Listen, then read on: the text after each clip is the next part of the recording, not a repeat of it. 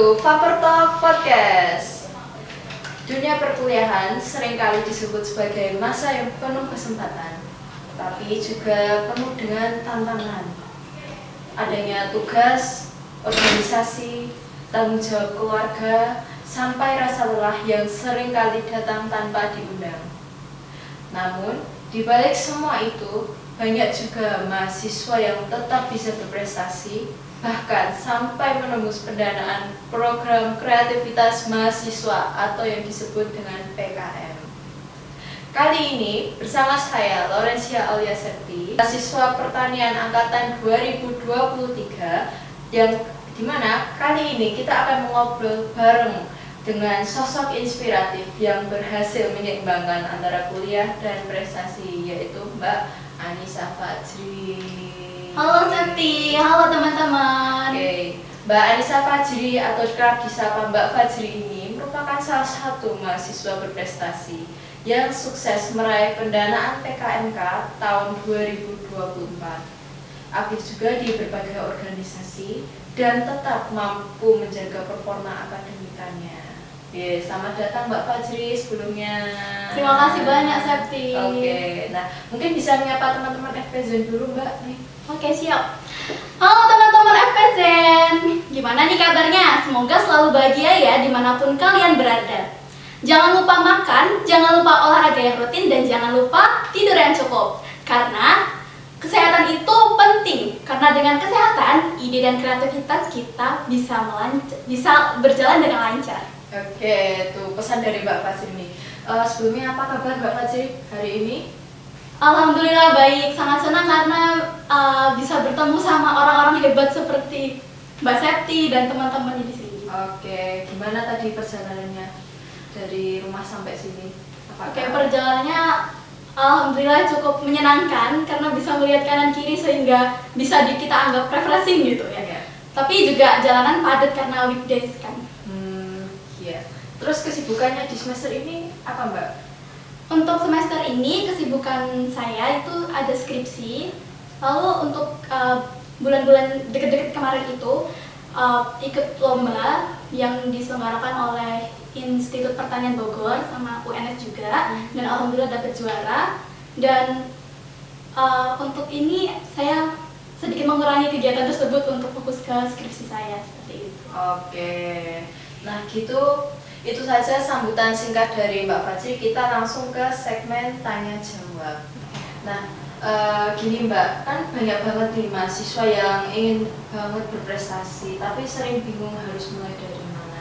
Nah, kalau dari Mbak Fajri sendiri, itu awalnya gimana sih kok bisa sampai tertarik ikut PKM dan bisa lolos sampai di pendanaan gitu? Gimana Pak ceritanya? Untuk awal mulai kita bisa mulai dengan aksi ya. Terus saya tertarik dengan PKM ini dari program kreativitas mahasiswa. Dari namanya aja kita bisa melihat kalau ini untuk menyalurkan kreativitas dari mahasiswa tersebut. Nah, dari program ini kita juga mendapatkan benefit nih untuk dapat pendanaan, sehingga kita ketika proposal yang kita ajuin ini mendapat dana, kita bisa langsung mengimplementasikan ide kita yang kita tulis di proposal tersebut. Dan aku juga mendengar dari teman-teman yang bisa sampai Pinnas itu, di Pinnas itu adalah ajang yang sangat bergengsi, ajang terakhir puncak dari PKM ini. Sehingga ketika kita bisa sampai ke sana tuh bisa meningkatkan kepercayaan diri dari diri kita, kayak gitu. Oke, nah ngomong soal PKM nih Mbak, dulu sempat bikin apa Mbak di PKM itu Mbak?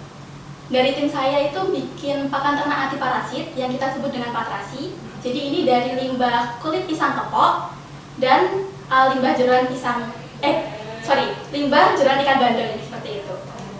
Nanti kita manfaatkan dari kulit pisang kepoknya ini senyawa antelmintiknya untuk obat cacing dari mengobati cacing di ayam, dan jeruan ikan bandengnya ini untuk protein untuk si ayam tersebut. Oke, itu bisa menjadi salah satu inspirasi buat teman-teman yang mau ikut PKM nih, bisa meniru seperti Mbak Fajri ini.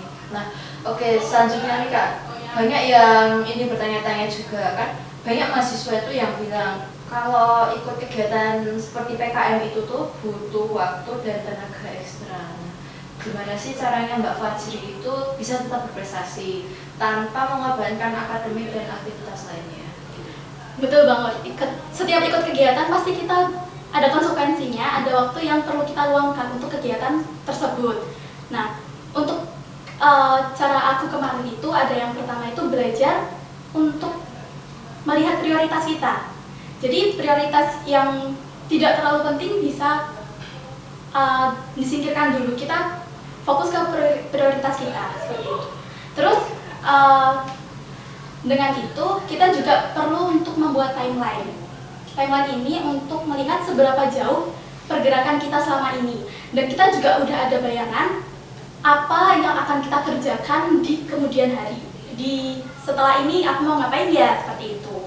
Terus juga setelah kita membuat timeline, kita kan tahu ya kalau satu hari itu ada 24 jam, Mbak. Jadi 24 jam ini adalah waktu yang sangat cukup panjang. Dan anggap aja kita tidur tuh sehari 6 jam, sehingga kita masih ada waktu 18 jam untuk kita bisa beraktivitas di hari itu. Nah, terkadang tuh kita terlena oleh yang namanya handphone. Handphone tuh kayaknya kita ketika belajar, terus kita buka handphone, mau lihat chat bentar nih di WA. Tapi nggak kerasa kita pindah ke aplikasi lain kayak Instagram atau TikTok, ya nggak kerasa udah hilang nih waktu 1 jam, waktu 2 jam kita kayak gitu. Terus gimana kalau dari Mbak Fajri itu gimana cara menghilangkan mungkin rasa ketergantungan kita terhadap HP itu gimana Mbak caranya? Biar nggak buka aplikasi seperti TikTok atau biar nggak membuang-buang waktu istilahnya. Kita harus komitmen dengan timeline yang kita buat. Ya, jadi kalau kita udah ada, jam segini aku harus mengerjakan A, jam segini aku harus mengerjakan B. Kita kalau pegang HP, stop, aku ini waktunya ngerjain A, ngerjain B gitu. Jadi kalian juga harus komitmen sendiri kan. Kalian udah komitmen buka HP, jangan sampai scroll itu dari diri kalian sendiri yang memberikan arahan, karena kalian kan pemimpin untuk diri kalian sendiri ya. Jadi kalian yang harus stop, aku ada deadline ini, aku ada tugas ini kayak gitu. Oke, keren nih sekali. Keren banget manajemen waktunya sama Mbak Fajri. Saya juga masih belajar. Gitu. Doakan semoga emang beneran bisa ya teman-teman.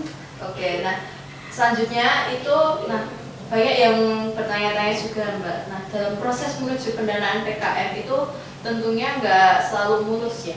Nah, tantangan apa saja yang paling berat selama persiapan dan pelaksanaan PKM itu, dan gimana cara Mbak Fajri menghadapinya?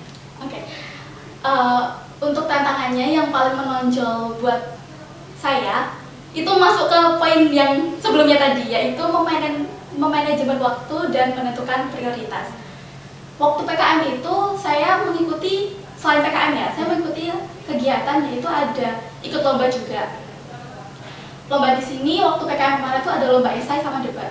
Nah, lomba di sini tuh dari yang ini tuh ada banyak gitu loh. Saya mengikuti yang diselenggarakan oleh UGM, yang oleh Universitas Brawijaya, dan dari UNS. Nah, setelah itu saya juga ikut organisasi, dan di situ saya sebagai kepala bidang penelitian dan pengabdian masyarakat. Lalu pada waktu PKM itu saya juga mengikuti asisten praktikum. Asisten praktikum di 2 mata kuliah, seperti itu. Terus selain itu saya juga mempunyai praktikum saya sendiri yang harus saya kerjakan. Ada 4 praktikum waktu PKM tersebut. Terus saya juga kayak teman-teman masih mengikuti perkuliahan yang pada umumnya, seperti itu. Nah, dari tantangan dan dari kegiatan-kegiatan tersebut, ternyata saya juga menemukan nih tantangan lain. Nah, di situ ternyata kita perlu untuk berkata tidak. Jadi seni untuk berkata tidak itu perlu ketika kita melihat mana prioritas kita, gitu. Jadi tidak semua harus diiyakan. Lalu kita harus bisa meninggalkan yang bukan prioritas kita. Jadi kita utamakan apa itu prioritas kita. Seperti itu. Berarti harus bisa berani mengatakan tidak ya kepada benar banget. Itu juga prioritas kita. Oke, ini ya bermanfaat sekali ini ya. Nah, selanjutnya nih, ini yang paling ditunggu-tunggu nih Mbak. Nah, Mungkin Mbak Fajri itu bisa nih berbagi sedikit tips dan trik kepada teman-teman biar teman-teman itu bisa juga lolos pendanaan PKM seperti kakak. Bisa? Oke, baik. Untuk tips dan trik supaya bisa lolos pendanaan PKM, itu dari tips ya, aku buat rangkai dari kata tips. Yang pertama, T adalah teman. Jadi kita harus menentukan teman kita untuk yang sejalan. Misalkan kita mau ke Pimas nih, tapi teman kita dari satu tim itu ternyata ada yang aku cuma mau ikut aja, itu kan pasti semangatnya pasti kan ada perbedaan gitu ya. Yeah. Jadi kita harus mencari visi yang sama antara tim kita. Oh, gitu. Teman ini bisa kalian juga masuk ke dosen pembimbing yang selaras dengan apa yang kalian usulkan di ide proposal itu. Misalkan pada waktu akan tentang peternakan, jadi aku mencari tentang dosen yang dari peternakan seperti itu. Terus I-nya adalah ide. Kita harus menemukan ide yang itu tuh beda dari yang lain, atau maksudnya ini adalah perbaruan, yang mana ide kalian tuh unik. Nah, seperti itu. Terus setelah ide kalian tentukan, kalian P-nya ini adalah proposal. Proposal ini adalah hal yang kunci kalian untuk bisa mendapatkan pendanaan. Karena tanpa proposal kalian kan nggak bisa ya, nggak bisa masuk ke PKM itu. Nah, di proposal ini kalian harus berteman dengan yang namanya buku panduan. Karena di situ kalau misalkan judul kalian, tema kalian yang angkat tuh sangat menarik, tapi kalian tuh tidak mematuhi buku panduan, itu bisa langsung digugurkan proposal kalian. Seperti itu. Jadi kalian harus berteman dengan yang namanya buku panduan. Terus S-nya adalah sukai. Sukai di sini adalah kalian harus menyukai tema yang kalian ambil untuk proposal kalian. Maksudnya kalian bisa enjoy gitu. Kalau kalian suka, kalian akan enjoy dalam menjalani progres di PKM kalian ini. Karena kalian ketika sudah mendapatkan pendanaan, di situ kalian tuh akan ada step by step yang sangat panjang untuk sampai ke Timnas. Dan ini tuh butuh enjoy supaya kalian walaupun di progres ini panjang, kalian tetap bisa menikmati di setiap langkah kalian yang kalian hadapi saat itu. Oke. Terus untuk triknya, ini ada yang namanya ATM. ATM itu adalah amati, tiru, dan modifikasi. Jadi kalian bisa mengamati di proposal mana sih yang tahun lalu tuh yang lolos, seperti apa contohnya, seperti apa yang misalkan kesehatan itu yang paling sering lolos di PKMRE. Nah kayak gitu. Terus ditiru, kita tiru tuh bisa meniru, metodenya kayak gini, dia arahnya ke sini gitu, dia menemukan obat kanker, dia kayak gitu. Terus dimodifikasi, jadi kalian bisa modifikasi apa yang udah ada di ide-ide yang kalian temui itu bisa dijadikan ide kalian dengan cara dimodifikasi. Itu bisa menjadi tips dan trik untuk teman-teman dari Mbak Fajri juga ini. Nah, selanjutnya yaitu terakhir nih Kak, apa pesan Mbak Fajri untuk teman-teman mahasiswa yang saat ini sedang merasa jenuh, capek kuliah tapi sebenarnya ingin banget untuk berprestasi? Oke. Mahasiswa yang lagi jenuh, lagi capek kuliah tapi ingin berprestasi.